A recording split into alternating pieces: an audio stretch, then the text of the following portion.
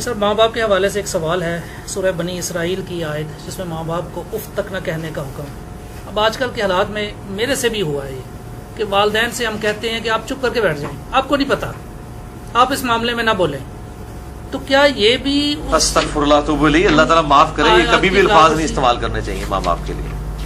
اچھا سوال کریں آپ؟ سوال یہی ہے کہ کیا یہ ایسا کہنا بھی ان آیات کی خلاف ورزی ہے؟ سرکار یہ سب سے بڑی خلاف ورزی ہے، یعنی باقی تو اس سے چھوٹی ہیں جو منع کی گئی ہیں۔ قرآن جو منع کر رہا ہے، یہ 10 کمانڈمنٹس میں میرا مسئلہ نمبر 77 ریکارڈڈ ہے، سورہ بنی اسرائیل میں آیت نمبر 23 سے 39 تک کل 17 آیات میں 10 کمانڈمنٹس ہیں جو تورات اور انجیل میں تھیں اور قرآن میں بھی آئیں۔ اعوذ باللہ من الشیطان الرجیم۔ وَقَضَىٰ رَبُّكَ أَلَّا تَعْبُدُوا إِلَّا إِيَّهُ، اور تمہارے رب نے یہ بات طے کر دی تھی کہ مت پوجنا کسی کو سوائے اس کے۔ پہلی کمانڈ تھی توحید، دوسری وَبِالْوَالِدَيْنِ إِحْسَانًا، اور ماں باپ کے ساتھ احسان کرنا۔ قرآن حکیم میں کم از کم 4 مقامات پہ توحید کے فوراً بعد اللہ تعالیٰ نے ماں باپ کا ذکر کیا، اور اس کا ذروہ سنام ایپیکس یہ ہے سورہ بنی اسرائیل، اس سے زیادہ کہیں نہیں ڈیٹیل آئی ہے اور نہ سینسٹیویٹی کا لیول۔ اما یبلغن عندک الکبر، اگر وہ پہنچ جائیں تمہاری موجودگی میں بڑھاپے کی حالت کو، احدہما او کلاہما، چاہے دونوں میں سے ایک چاہے دونوں۔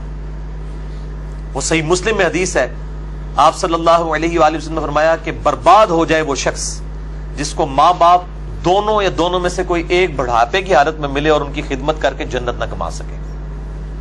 یہ صحیح مسلم میں ہے، مسلم میں تو اتنی ہی ہے، لیکن ترمذی کے اندر اور مستدرک للحاکم میں وہ بڑی ڈیٹیل حدیث ہے کہ آپ صلی اللہ علیہ وآلہ وسلم 3 سیڑھیاں چڑھے، پہلی سیڑھی پہ فرمایا آمین، پھر دوسری پہ آمین، پھر تیسری پہ آمین۔ پوچھا گیا تو آپ فرمایا کہ جبرائیل علیہ السلام آئے تھے، انہوں نے کہا کہ آپ اللہ کے رسول صلی اللہ علیہ وآلہ وسلم میری دعا پہ آمین کہیں کہ برباد ہو جائے وہ شخص جس کے سامنے آپ کا ذکر ہو اور وہ آپ پر درود شریف نہ پڑھے، اللہم صلی علی محمد وعلی آل محمد، تو میں نے کہا آمین۔ پھر انہوں نے کہا کہ برباد ہو جائے وہ شخص کہ جس کو ماں باپ یا دونوں یا دونوں میں سے ایک کو بڑھاپے کی حالت ملے، ان کی خدمت کر کے وہ جنت نہ کما سکے، میں نے کہا آمین۔ اور تیسرا، برباد ہو جائے وہ شخص جس کو رمضان کا مہینہ ملے اور وہ اپنی مغفرت نہ کروا سکے، آپ نے فرمایا آمین۔ مختلف طریق میں یہ ترتیب ڈیفرنٹ ہے، بہرحال یہ تینوں باتیں۔ اور مسلم شریف میں اتنے الفاظ ہیں، وہ صحیح مسلم میں کہ برباد ہو جائے وہ شخص جس کو ماں باپ دونوں یا دونوں میں سے ایک بڑھاپے میں ملے اور وہ ان کی خدمت کر کے بخشش نہ کر سکے۔ یہ تو ایک ہے، یہ سائملٹینیس کنٹراسٹ۔ دوسری طرف یہ ہے کہ اگر وہ پہنچ ہی جائیں تمہارے سامنے دونوں یا دونوں میں سے ایک بڑھاپے کی حالت میں، فلا تقل لہما اف، ان کو اف تک بھی مت کہنا۔ اف کی ٹرانسلیشن پنجابی میں ہو سکتی ہے ہاں۔ یہ آپ کہہ رہے ہیں کہ جی تسی یہ کہو جو چپ کر کے بیٹھے رہو، تانوں نہیں پتا، یہ تے اللہ دے بندے ہو، یہ تے گال ہے، اللہ دے نزدیک تو اتنی بڑی یہ چیز ہے۔ اللہ تو کہہ رہا ہے کجروی سے یہ بھی نہیں کہنا ہو، یعنی وہ بات کر رہے ہو اور آپ ان کو صرف اتنا رسپانس کرتے ہیں، بس ایویں لگا ہوئے، یہ بھی نہیں، جملہ بھی نہیں بولتے، آپ کہتے ہیں ہاں تاک لے، یہ بھی، یہ اس کو منع کیا گیا ہے، وہ تو بہت بڑی بات ہے۔ ان کو اف تک بھی مت کہنا، ولا تنہرہما، اور ان کو مت جھڑکنا، وقل لہما قولا کریما، اور بات بڑی نرمی سے ان کے ساتھ کرنا، واخفض لہما جناح الذل من الرحمہ، اور اپنے عاجزی کے ساتھ کندھے جھکا کے رکھنا ان کے سامنے۔ یعنی آپ غیر اللہ کے سامنے جھک نہیں سکتے اتنا کہ آپ کے ہاتھ گھٹنوں تک لگ جائیں، ماں باپ کے سامنے بھی آپ اتنا جھکیں کہ ہاتھ گھٹنوں تک نہ لگیں، یعنی حالت رکوع نہ بنے، اس سے پہلے یعنی آپ نے ایسے ان کے سامنے رہنا، جی ابا جی، جی امی جی، اس طرح اپنے عاجزی کے ساتھ کندھے جھکا کے رکھنا۔ وقل رب ارحمہما کما ربیانی صغیرا، اور ان کے لیے دعا کرنا ہے رب ان دونوں پر رحم فرما جس طرح بچپن میں انہوں نے مجھے رحم کر کے پالا تھا۔ اور یہ وجہ بھی بتا دی کہ بچپن میں چونکہ انہوں نے پالا ہوا ہے، سب سے لاچار انسان کا بچہ ہے۔ بلی کے بچے کو آپ اس ٹیبل پہ رکھ دیں نیچے نہیں گرے گا، اور انسان کا آپ سال کا بچہ بھی رکھ دینا، وہ اگر کروٹ لیتا ہے تو گر پڑے گا، اس کو نہیں عقل کہ میں نے نیچے گرنا ہے یا نہیں گرنا، اتنا لاچار ہے انسان۔ اسی لیے انسان کے ماں باپ کو اتنا حق دیا گیا، چاہے وہ مشرک ہی کیوں نہ ہو، دنیاوی معاملے میں ان کے ساتھ معروف طریقے سے چلنا ہے۔ یہ حضرت لقمان کی جو نصیحت ہے، میرا بھی وہ لیکچر بھی ریکارڈ ہوا ہے، مسئلہ 176 میں نے بتایا۔ ربکم اعلم بما فی نفوسکم، یہ آپ کی بات کا جواب آ رہا ہے، تمہارا رب خوب جانتا ہے جو تمہارے جی میں ہے۔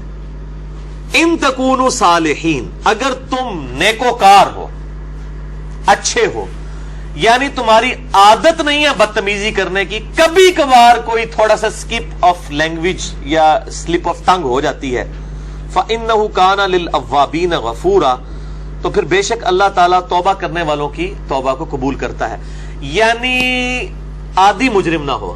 ان تکونوا صالحین، اگر تم عادی مجرم نہیں ہو، عام حالت میں تمہارا بڑا اچھا ایٹیچیوڈ ہے، کبھی کوئی اسٹیٹ آف مائنڈ ایسی تھی کہ کوئی بات غلط نکل گئی، فوراً توبہ کرو. توبہ اللہ سے بھی کرنی ہے، ان سے بھی معافی مانگنی ہے، اللہ تعالیٰ معاف کر دے گا. لیکن یہ معاملہ بہت سینسٹیو ہے نا جی.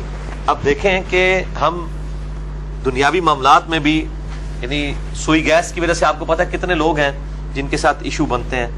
ہم کتنے وہمیوں کی طرح رات کو چیک کرتے ہیں، یار کوئی یعنی کوئی کہیں پہ پائلٹ کھلا نہ رہ جائے، یا ہیٹر جلتا ہوا نہ چھوڑ دیں پیچھے سے، وہ اگر لوڈ شیڈنگ ہوئی اور پھر گیس آئی تو آپ پتہ کتنے لوگ ہر سال مرتے ہیں.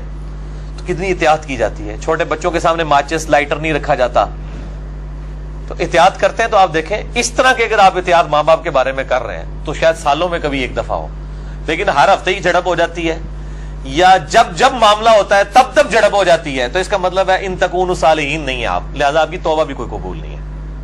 توبہ بھی نہیں ہے جب تک کہ ماں باپ صحیح طریقے سے معاف نہ کریں اور اپنی روش صحیح نہ کر لی جائے.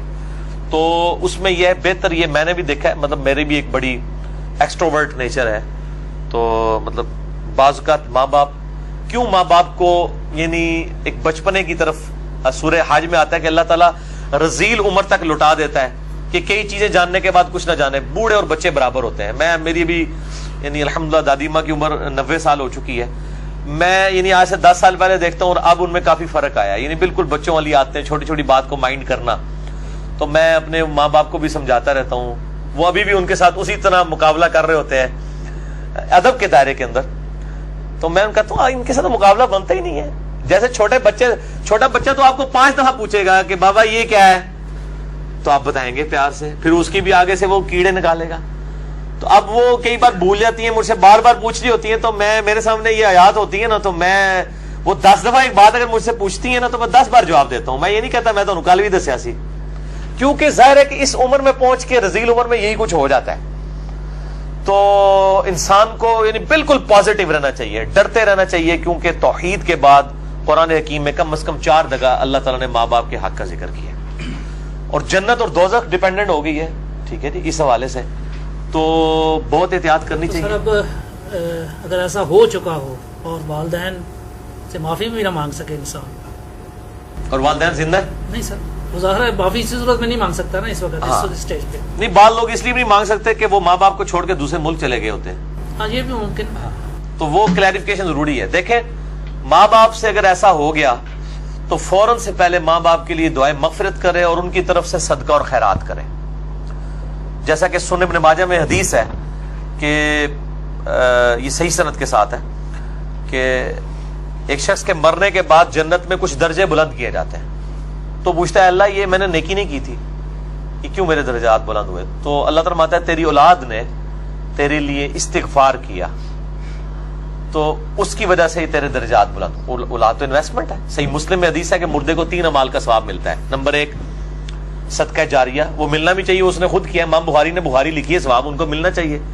میری اب ویڈیوز ریکارڈ ہو رہی ہیں، میرے مرنے کے بعد بھی لوگ دیکھیں گے، اس کا ثواب مجھے ملنا چاہیے، کیونکہ میں نے الحمدللہ اس پہ محنت کر کے اللہ کے لیے اخلاص کے ساتھ ریکارڈنگ کی ہے. تو میرا ہی عمل ہے، مجھے مل رہا ہے، مرنے کے بعد بھی ملے گا. نمبر 2 علم کی بات، جیسے امام بخاری نے اب صحیح بخاری لکھی ہے تو وہ علم لوگوں تک پہنچایا ہے، ان کو مرنے کے بعد بھی ثواب ملے گا. کسی نے مسجد کے اندر کوئی پنکھا لگوایا ہے، صدقہ جاریہ ہے، مرنے کے بعد ثواب ملے گا. اور تیسرا کہا گیا نیک اولاد. نیک اولاد جو دعا کرتی ہے، نیک اولاد جو صدقہ کرتی ہے. مسئلہ نمبر 74 میرا بڑے لوگ دیکھ چکے ہیں، 1 لاکھ سے زیادہ اوپر اس کے ویورز ہیں اور اس کے کلپس تو لاکھوں تک ہیں. اس میں نے بتایا ہے کون کون سے موڈ ہیں میت تک نفع پہنچانے کے. صدقہ و خیرات ماں باپ کی طرف سے کریں تو انشاءاللہ قیامت الدین اللہ تعالیٰ آپ کے ماں باپ کو آپ سے راضی کر دے گا. جب ان کو مرنے کے بعد آپ کی دعاؤں سے نفع ملے گا تو بڑے خوش ہوں گے کہ ہمارے بچوں نے ہمیں مرنے کے بعد یاد رکھا. اور آپ کی دعاؤں کی برکت سے اگر وہ مشکل میں ہے مرنے کے بعد خدا نہ خواستہ اور وہ آسانی میں آ جاتے ہیں، اور اگر وہ آسانی میں ہے تو اس سے زیادہ آسانی میں چلے جاتے ہیں، تو وہ خود بخود آٹومیٹکلی خوش ہوں گے کہ میرے پتر نے میرے واسطے کیتا ہے، تو اللہ تعالیٰ ان کو راضی کر دے گا. اور ایک دوسری حدیث جو ابو داؤد میں ہے کہ ماں باپ اگر مر جائیں تو ماں باپ کے قریبی رشتہ داروں کے ساتھ اس نے سلوک کرو، ماں مر گئی ہے خالہ کے ساتھ اس نے سلوک کرو، باپ مر گیا تو چچا اور تایا کے ساتھ اس نے سلوک کرو، ایکویلنٹ وہ بھی چیز ان کے لیے آرام کا باعث ہے. اور دعا کریں، یہ جو دعا میں نے پڑھی ہے رب ارحمہما، اے رب ان دونوں پر رحم فرما، کما ربیانی صغیرا، اے اللہ جب میں بچپن میں چھوٹا بچہ تھا جس طرح انہوں نے مجھ پر رحم کیا تو بھی ان پر رحم فرما. یہ آپ تشہد میں دعا لازم کریں، ہم تو مانگتے ہیں چاہے ماں باپ زندہ ہیں مر چکے ہیں، دونوں صورتوں میں ماں باپ کے لیے دعا کرنی.